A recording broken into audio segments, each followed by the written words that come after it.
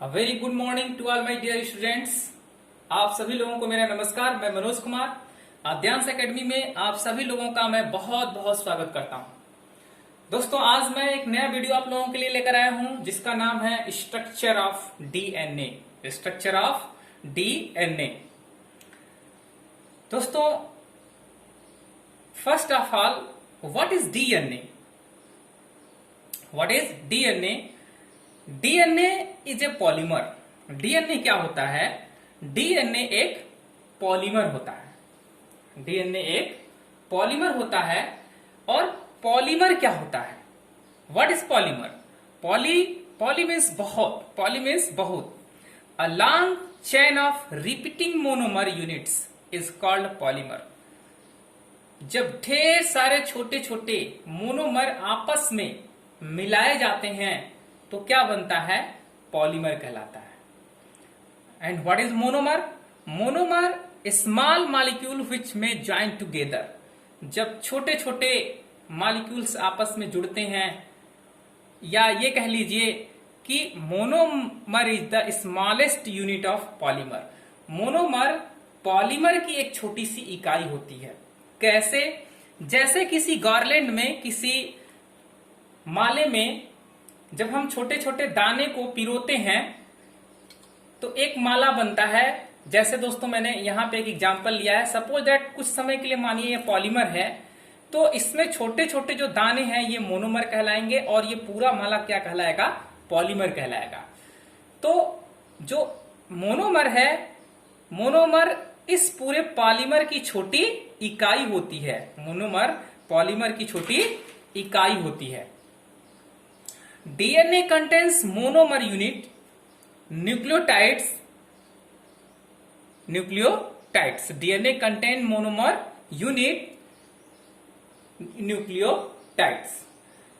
जो DNA में जो मोनोमर होते हैं उसको हम क्या कहते हैं? उसको हम कहते हैं nucleotides. Innumerable units of nucleotides interconnect to form polynucleotides. जब ढेर सारे न्यूक्लियोटाइड्स आपस में कनेक्ट होते हैं तो पॉलीन्यूक्लियोटाइड्स का निर्माण होता है। आप दोस्तों जानते हैं कि जैसे एक बड़े फूल वाले माले की छोटी इकाई क्या होती है? एक फूल होती है। एक फूल होता है। और एक यदि दाने वाले माले की बात करें तो उसकी छोटी इकाई क्या होती है? एक छोटा वाला दाना होगा, जिसको हम धागे में ढेर सारे दाने को धागे में पिरो करके एक लंबी चैन बना लेते हैं। वैसे ही जो डीएनए मॉलिक्यूल्स है, उस डीएनए मॉलिक्यूल्स का जो सबसे छोटा यूनिट है जिसको हम मोनोमर कहेंगे, वो क्या है? न्यूक्लियोटाइड। ढेर सारे न्यूक्लियोटाइड आपस में जब मिलते हैं तो क्या बनाते हैं? Polynucleotide. A question arises here, what is nucleotide? What is nucleotide?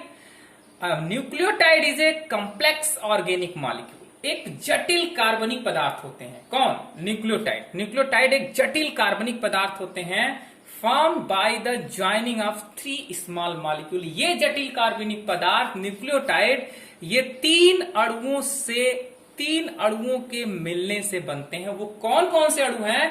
पहला है डीऑक्सीराइबोस शुगर, दूसरा है फास्फोरिक एसिड, तीसरा है बेस।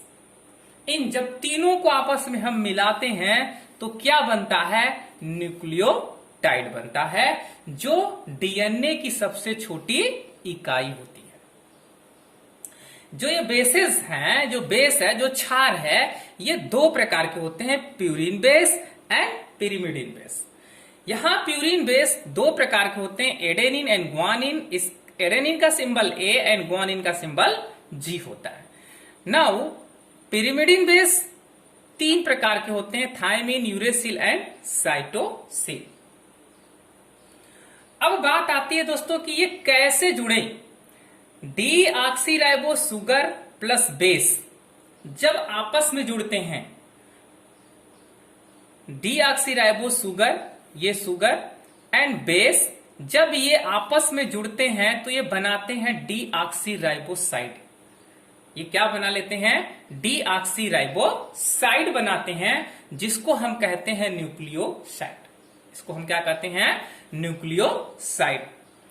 नाउ जब deoxyribo sugar, base and phosphate ये तीनों जब आपस में मिलते हैं तो बनाते हैं डीऑक्सीराइबोटाइड, जिसको हम क्या कहते हैं, न्यूक्लियोटाइड। इसको हम क्या कहते हैं, न्यूक्लियोटाइड। तो दोस्तों आपने यहां पे क्या देखा, आपने ये देखा है कि जो डीएनए की जो सबसे छोटी इकाई होती है उसको हम क्या कहते हैं, न्यूक्लियोटाइड कहते हैं। और ये न्यूक्लियोटाइड जो है तीन साधारण या तीन स्मॉल मॉलिक्यूल्स अणुओं के मिलने से बनता है। वो अणु क्या क्या है, deoxyribo sugar, phosphoric acid and bases. अब नेक्स्ट वीडियो में हम नेक्स्ट पेज पे हम ये देखते हैं दोस्तों कि ये कैसे आपस में कनेक्ट होते हैं, इनका स्ट्रक्चर क्या है। तो चले चलते हैं, देखते हैं नेक्स्ट पेज पे।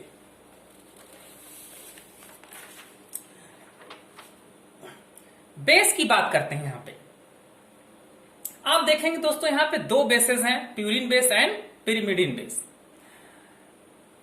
प्यूरिन बेस दो प्रकार के, एडेनिन एंड ग्वानिन, बट इनमें डिफरेंट क्या है, दोनों कार्बन और नाइट्रोजन के रिंग से बने होते हैं, दो रिंगों से बने होते हैं। कार्बन और नाइट्रोजन के दो रिंगों के जुड़ने से आपस में एडेनिन और ग्वानिन बनते हैं। यहां पे आपने देख रहे हैं एक रिंग ये और एक रिंग ये। कार्बन नाइट्रोजन का ये रिंग है, गोला है, जो दो जब ये रिंग आपस में जुड़ते हैं तो ये एडेनिन और ग्वानिन बनता है। लेकिन मेजर डिफरेंट क्या है, आप देख रहे हैं कि यहां पे जितने डबल बॉन्ड इसमें उतने डबल बॉन्ड इसमें, लेकिन what is different between both molecules, दोनों में अंतर क्या है। दोनों में अंतर यह है दोस्तों कि यहां इसके 6 कार्बन से एमिनो ग्रुप जुटा हुआ है, जबकि इसके 6 कार्बन से हाइड्रोक्सी ग्रुप जुटा हुआ है, और इसके दूसरे कार्बन से एमिनो ग्रुप जुड़ा हुआ है, जबकि इसमें कोई एमिनो ग्रुप नहीं है। तो ये मेजर डिफरेंट है। इसमें एमिनो ग्रुप है, इसमें एमिनो ग्रुप है, लेकिन इसमें हाइड्रोक्सी ग्रुप है और इसमें हाइड्रोक्सी ग्रुप नहीं है। तब दूसरा है pyrimidine base. What is pyrimidine base? Pyrimidine base 3 प्रकार के होते हैं, uracil, thymine and cytosine. But इसमें मेजर डिफरेंट क्या है, ये नाइट्रोजन और कार्बन के सिंगल रिंग से बने होते हैं, नाइट्रोजन और कार्बन के सिंगल रिंग से बने हुए हैं। लेकिन इनमें अंतर क्या है कि यहां पे 2 हाइड्रोक्सी ग्रुप है, एक कार्बन नंबर 4 पे, एक कार्बन नंबर 2 पे, जबकि यहां पर भी 2 हाइड्रोक्सी ग्रुप हैं, बट एक मेथिल ग्रुप भी कार्बन नंबर 5 से जुड़ा हुआ है दोस्तों। तो ये इससे अलग हो गए। यहां पे क्या देखते हैं, साइटोसिन में एक एमिनो ग्रुप आ गया, जबकि इन दोनों में कोई एमिनो ग्रुप नहीं है। यहां पर एक एमिनो ग्रुप कार्बन नंबर 4 से अटैच हो गया और एक हाइड्रोक्सी ग्रुप कार्बन नंबर 2 से। तो कहीं ना कहीं ये तीनों एक दूसरे से भिन्न हैं, इसलिए इनका नाम पड़ा uracil, thymine and cytosine. Now sugar की बात करते हैं। शुगर 2 प्रकार के, ribose sugar and deoxy ribose sugar. ये देखने में सब कुछ इसमें समान है, लेकिन बस थोड़ा सा डिफरेंट है। वो क्या डिफरेंट है, इसके कार्बन नंबर 2 पे ऑक्सीजन नहीं है, इसीलिए इसका नाम पड़ा deoxy, lack of oxygen. Deoxy means lack of oxygen, oxygen की कमी वाला राइबोसोम है ये। यहां पे ऑक्सीजन अनुपस्थित है, जबकि यहां पे ऑक्सीजन उपस्थित है, इसीलिए इसको कहते हैं राइबोस शुगर, और इसको क्या बोलते हैं, डीऑक्सी राइबोस शुगर। यह है फास्फोरिक एसिड H3PO4।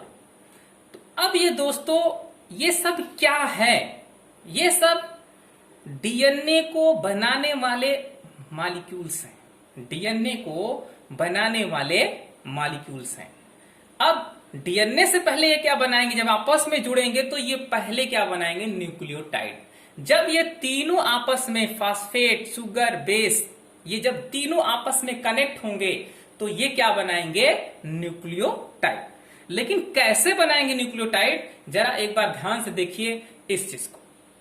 ये हमारे पास एक सुगर हमने यहां से उठाया है, ये सुगर है और इसमें से ये साइटोसिन बेस है।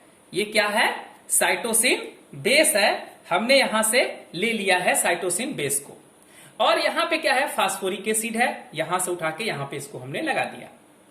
तो अब हम क्या देखते हैं कि जो साइटोसिन है, ये बेस साइटोसिन बेस है, वो सुगर के पहले कार्बन से सिंगल बॉन्ड द्वारा अटैच है और यहां पे जो फास्फोरिक एसिड है इस सुगर के 5वें कार्बन से अटैच है।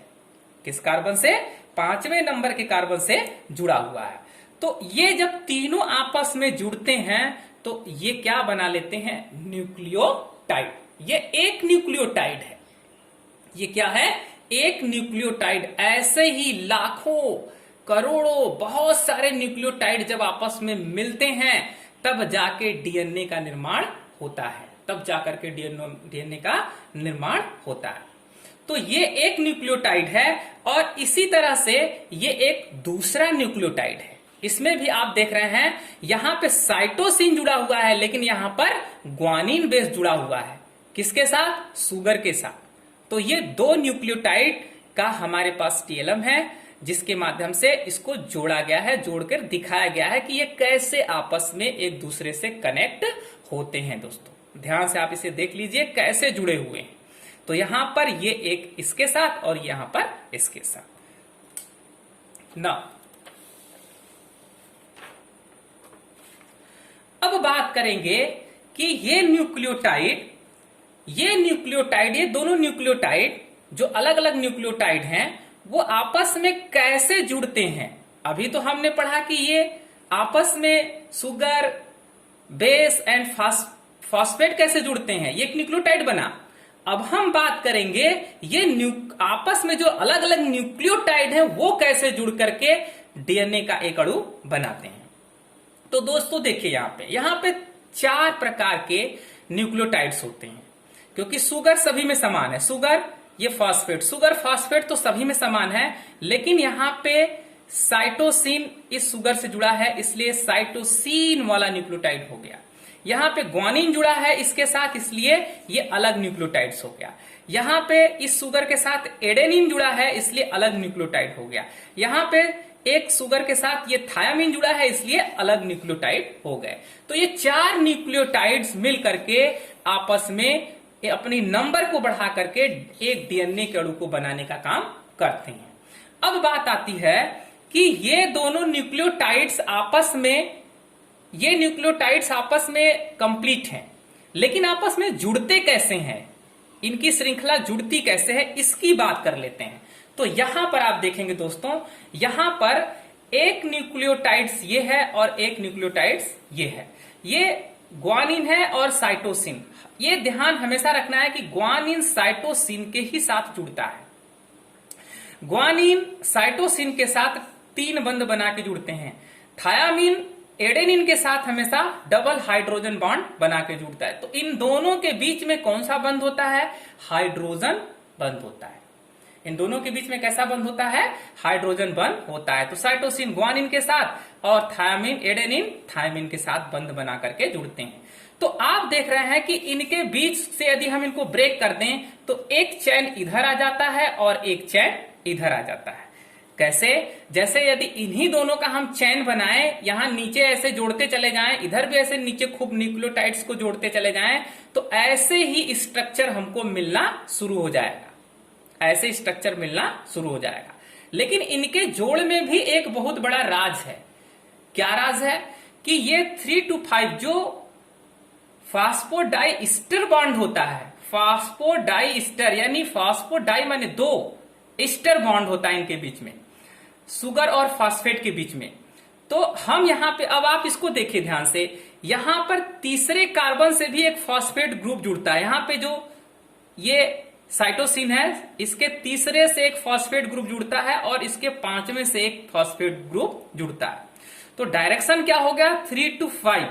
ये डायरेक्शन क्या हो गया इनका, 3 to 5। यानी नंबर 3 पहले आएगा और 5 बाद में आएगा, तो यहां पर 3 to 5 डायरेक्शन हो गया। लेकिन यहीं पर दूसरे चैन में हम क्या देखेंगे, इस इधर वाली कड़ी में हम चैन में क्या देखेंगे कि अब ये 3 to 5 नीचे की ओर आता है। यहां पर एक बॉन्ड जुड़ेगा, लेकिन ये कार्बन क्या है, तीसरा है, और ये कार्बन पांचवा है, तो पांचवें से फास्फेट ग्रुप जुड़ा हुआ है, तो 3 to 5 नीचे की ओर। जो फास्फोडाइस्टर बॉन्ड होता है वो एक चैन में ऊपर की ओर और दूसरे चैन में न्यूक्लियोटाइड के चैन में नीचे की ओर होता है, इसलिए बोलते हैं 3 to 5 डायरेक्शन ऊपर की ओर और 3 to 5 डायरेक्शन नीचे की ओर होता है। ऐसा इसलिए हो जाता है क्योंकि यहां शुगर ऐसे होता है और इस डायरेक्शन में शुगर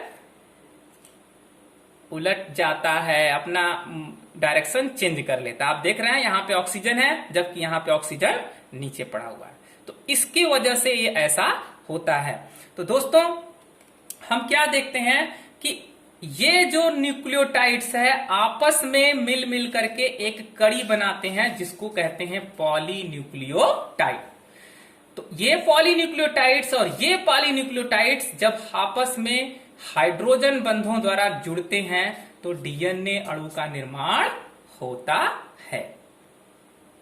तो दोस्तों मुझे उम्मीद है कि ये वीडियो आपको जरूर पसंद आएगा, आप इसे पूरा देखने की कोशिश करिए। बहुत बहुत थैंक यू, बहुत बहुत धन्यवाद आप लोगों को। और दोस्तों वीडियो अच्छा लगे तो इसे शेयर करें, सब्सक्राइब करें और लाइक भी करें। Thank you, very very thank you, बहुत बहुत धन्यवाद।